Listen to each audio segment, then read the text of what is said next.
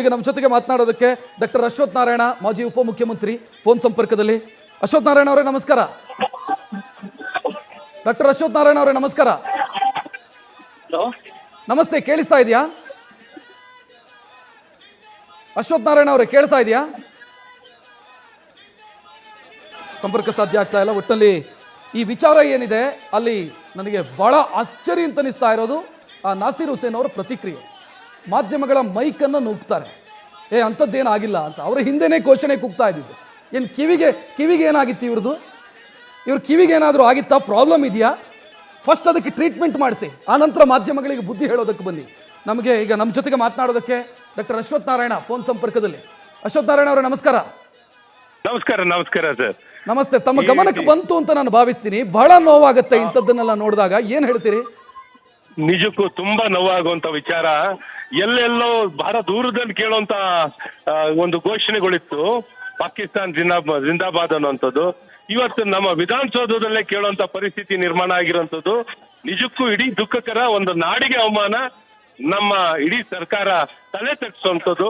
ಹಾಗಾಗಿ ಇದಕ್ಕೆ ವಿಚಾರಣೆಯನ್ನು ಮಾಡಿ ಯಾವ ವ್ಯಕ್ತಿ ಈ ರೀತಿ ಘೋಷಣೆಯನ್ನ ಕೂಗಿದರೋ ತಕ್ಷಣ ಅವರನ್ನ ಬಂಧಿಸುವಂತ ಕೆಲಸವನ್ನ ಈ ಸರ್ಕಾರ ಮಾಡಿದಾಗ ಮಾತ್ರ ಅದು ಸ್ಪಷ್ಟ ಒಂದು ಸಂದೇಶ ಕೊಟ್ಟಂತಾಗುತ್ತೆ.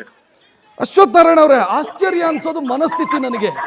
ಆ ಮನಸ್ಥಿತಿ ಏನು ಅಂತ ಅಂದ್ರೆ, ಯಾವುದೋ ಶತ್ರು ರಾಷ್ಟ್ರಕ್ಕೆ ನಾನು ಇಲ್ಲಿ ಕೂತ್ಕೊಂಡು ವಿಧಾನಸೌಧದಲ್ಲಿ ಕೂತ್ಕೊಂಡು ಜೈಕಾರ ಹಾಕ್ತೀನಿ ಅಂತಂದ್ರೆ ನಾನು ಏನು ಹೇಳೋದಕ್ಕೆ ಹೊರಟಿದ್ದೀನಿ? ನನ್ನ ಇಡೀ ಸಮೂಹ ಏನು ಹೇಳೋದಕ್ಕೆ ಹೊರಟಿದೆ ಅಲ್ಲಿ ಸೇರಿದವರು? ನಿಜಕ್ಕೂ ಇದು ಅದ್ರ ಬಗ್ಗೆ ಇನ್ನೊಂದು ಸರ್ಕಾರದಲ್ಲಿ ಯಾವ ಜವಾಬ್ದಾರಿತ ಸ್ಥಾನದಲ್ಲಿದ್ದವರು ಒಂದು ಪ್ರತಿಕ್ರಿಯೆಯನ್ನು ಕೊಟ್ಟಿಲ್ಲ, ಇದನ್ನ ಖಂಡಿಸುವಂಥದ್ದು ಮಾಡಿಲ್ಲ, ಹಾಗೇ ಇಲ್ಲ ಅನ್ನೋಂಥದ್ದನ್ನ ಹೇಳಕ್ ಕೊಟ್ಟಿದ್ದಾರೆ. ಯಾರಿಗೇನು ಹೇಳಕ್ ಕೊಟ್ಟಿದ್ದಾರೆ ಇದನ್ನ ಕಣ್ಣು ಮುಂದಿರುವಂತ ಹೇಳಿರುವಂತ ಒಂದು ಸಾಕ್ಷಿ ಇದೆ. ಇದಕ್ಕೆಲ್ಲ ಒಂದ್ ಕಡೆ ಬಹಳ ಸ್ಪಷ್ಟತೆಯನ್ನ ಕೊಡುವಂಥದ್ದು.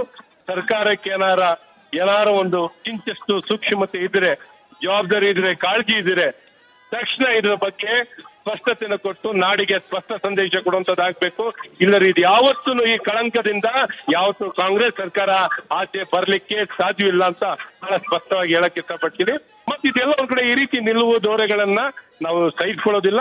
ನಾವು ಇದನ್ನ ತೀವ್ರವಾಗಿ ರಾಜಕೀಯವಾಗಿಯೂ ಇದನ್ನು ಹೋರಾಟ ಮಾಡುವಂಥದ್ದು, ಇದನ್ನ ಬಯಲಿಗೆಳೆಯುವಂತ ಕೆಲಸಗಳನ್ನ ನಾವು ಪರಿಣಾಮಕಾರಿಯಾಗಿ ಜನ ಪ್ರತಿನಿಧಿಗಳಾಗಿ ಒಂದು ರಾಜಕೀಯ ಪಕ್ಷವಾಗಿ ಭಾರತೀಯ ಜನತಾ ಪಾರ್ಟಿ ಬಹಳ ಪರಿಣಾಮಕಾರಿಯಾಗಿ ಇದನ್ನ ಕಾರ್ಯವಹಿಸ್ತೀವಿ ಅಂತ ಹೇಳಕ್ ಇಷ್ಟಪಡ್ತೀನಿ. ಥ್ಯಾಂಕ್ ಯು ಅಶ್ವಥ್ ನಾರಾಯಣ ಅವರೇ, ನೀವು ಫಸ್ಟ್ ಜೊತೆಗೆ ಮಾತನಾಡಿದ್ದಕ್ಕೆ. ನೋಡ್ತಾ ಇದ್ದೀರಿ ಎರಡು ದೃಶ್ಯಗಳು.